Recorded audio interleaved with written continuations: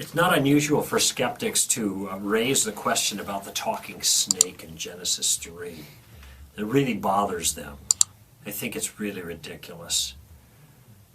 You know, it occurs to me, I've never heard a skeptic talk about the talking jackass in the book of Numbers, you know, Balaam.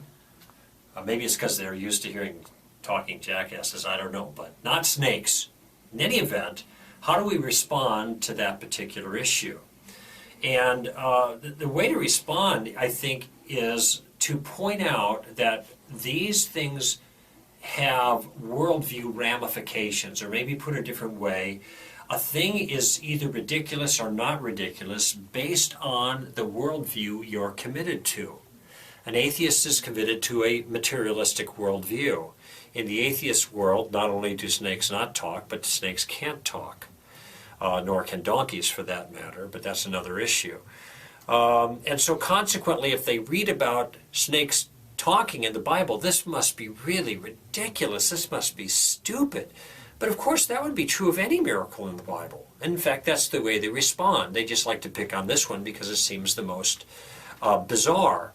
For Christians who feel uncomfortable about the snake talking, I just want to remind them that the talking snake is no different than any other miracle in the Bible.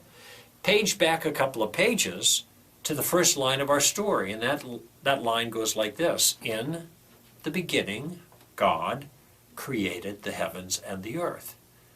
Now that's a miracle. That's the way our story starts. The whole story then is grounded in the idea that unusual, miraculous things can happen in the world because there are beings outside of the material world who have power over the material world.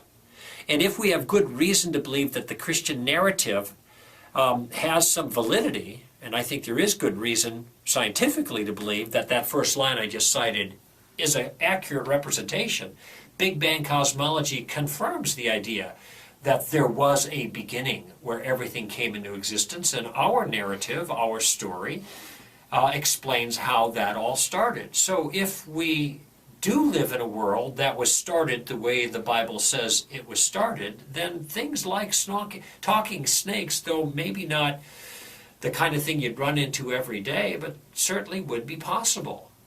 Satan is a real spiritual being.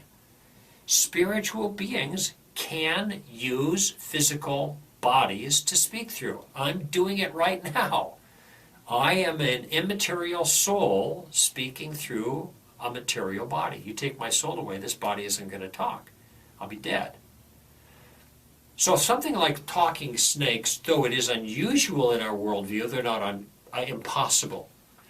And so I have no reason to take the text at anything but face value. Do I think that actually happened? Yeah, I think it did. Do snakes routinely talk? No. But anything can happen in a world where miraculous things are possible. Doesn't mean anything does happen. It simply means that if we have good reason to believe that God is speaking accurately through His Word, then there's nothing unusual about the idea that Satan, a powerful spiritual being, can take a snake and use it as a vehicle of communication, just like God used the donkey as a vehicle of communication, or a burning bush as a vehicle of communication, or in a certain fashion even you or I.